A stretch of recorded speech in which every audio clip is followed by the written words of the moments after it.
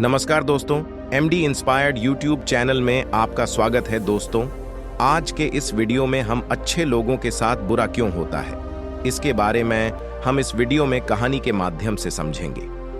दोस्तों, एक व्यक्ति जो किसी के साथ बुरा नहीं करता, जानबूझकर किसी को दुख नहीं पहुंचाता, जरूरत पड़ने पर लोगों की मदद करता है, अपनी सामर्थ्य अनुसार गरीबों को दान देता है, पूरी श्रद्धा से पूजा पाठ इत्यादि भी करता है।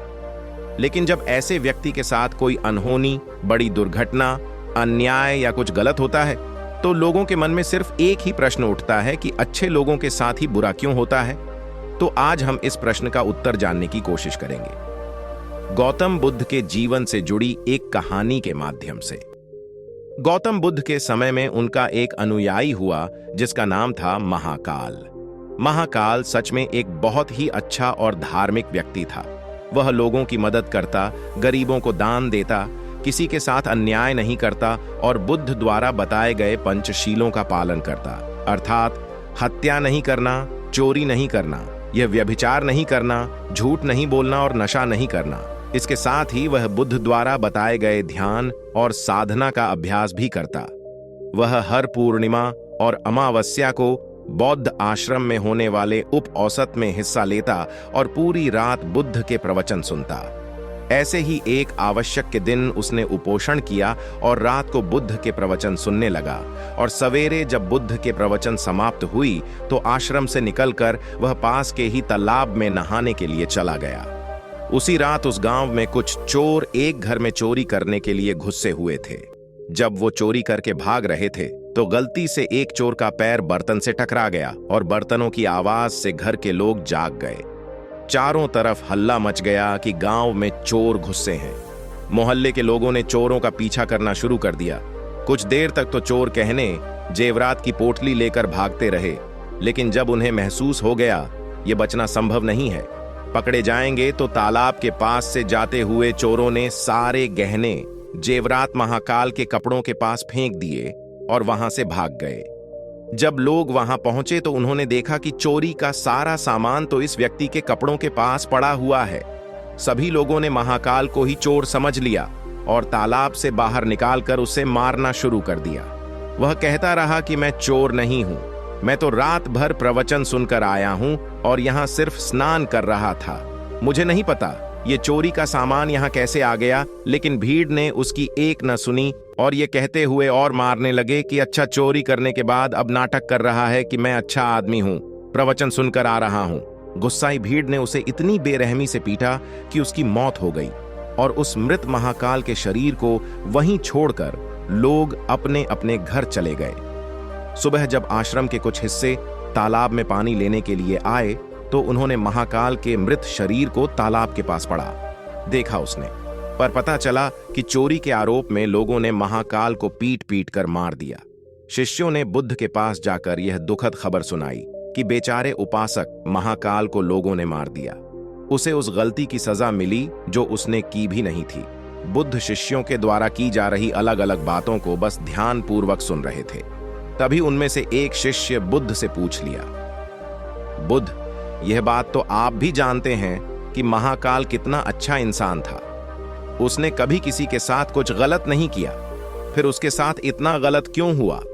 बुद्ध ने कहा, महाकाल इस जन्म में तो अच्छा था, लेकिन आज जो भी उसके साथ हुआ यह उसी के कर्मों का फल है जो उसने पूर्व जन्म में किए थे। अपने पिछले जन्म में महाकाल वाराणसी के राजा के यहाँ एक राज अधिकारी था।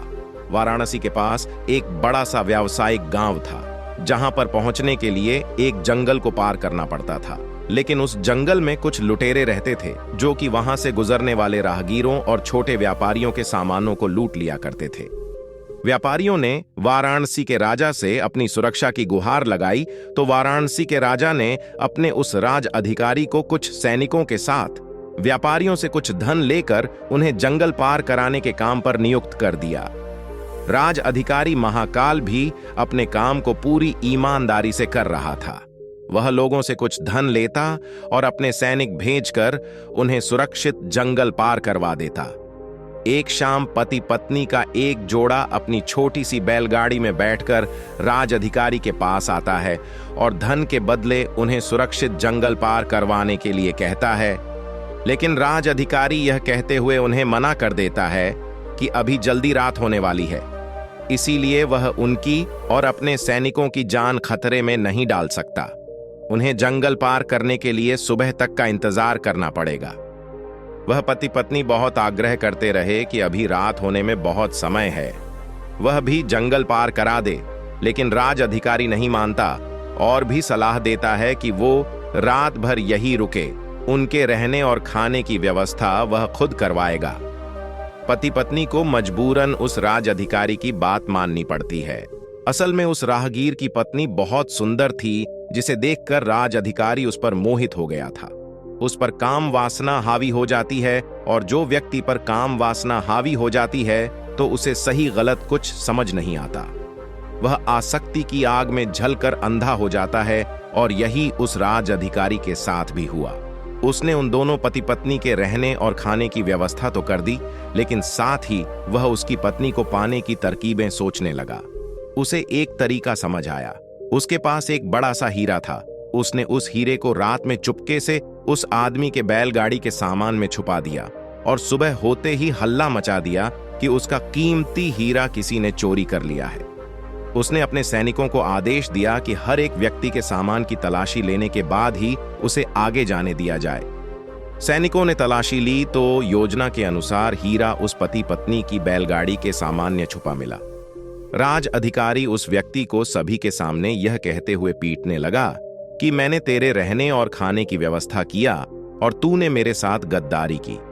उसके साथ उसके सैनिक भी उस आदमी को पीटने लगे और पीटते पीटते उस व्यक्ति की मौत हो गई। बाद में राज अधिकारी ने अपने रुतबे और दौलत के दम पर उस स्त्री को अपनी पत्नी बना लिया, क्योंकि पिछले जन्म में महाकाल ने सिर्फ उस स्त्री को प्राप्त करने के लिए उसके पति पर झूठा आरोप लगाकर बेवजह उसकी निर्मम हत्या कर दी थी। इसीलिए पिछले जन्म में ही उसकी मृत्यु के पश्चात उसे नर्क प्राप्त होता है और नर्क में बहुत दुख भोगने के बाद उसे इंसानी जीवन मिलता है। लेकिन इस जीवन में भी उसके पिछले कर्म उसका पीछा नहीं छोड़ते और उसके साथ ही वैसा ही होता है जैसा उसने उस स्त्री के पति के साथ किया था। महाकाल को उस चोरी की सजा मिलती है जो उसने की भी नहीं थी। उसने इस जन्म में तो अच्छे कर्म किए थे, लेकिन उसके पिछले जन्म के बुरे कर्मों की वजह से आज उसकी यह दुर्गति हुई है।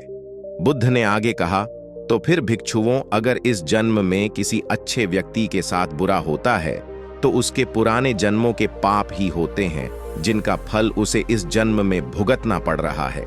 इसीलिए मैं तुमसे कहता हूं कि अपने आज के कर्मों को सुधारो ताकि तुम्हारे आने वाले जन्म भी सुधर जाए। दोस्तों, इस वीडियो यह सीख मिलती है कि बुरे कर्म का फल हमें न सिर्फ इस जन्म में भुगतना पड़ जाता है, बल्कि अगले जन्म में भी पीछा नहीं छोड़ जाता। आज हम अपने स्वार्थ में आकर किसी और के साथ बुरा कर रहे हैं। लालच और ईर्ष्या में कई बुरे काम करते हैं, लेकिन इस बात को भूल जाते हैं उनके कर्म उन्हें न सिर्फ इस जन्म में भुगतना है, बल्कि अगले जन्म में भी भुगतना पड़ेगा। इसलिए हमेशा हमें अच्छे कर्म करना चाहिए, जिससे हम और हमारा परिवार सुखी रहे। दोस्तों, आशा करता हूं कि आज का यह वीडियो आपको पसंद आया होगा। धन्यवाद।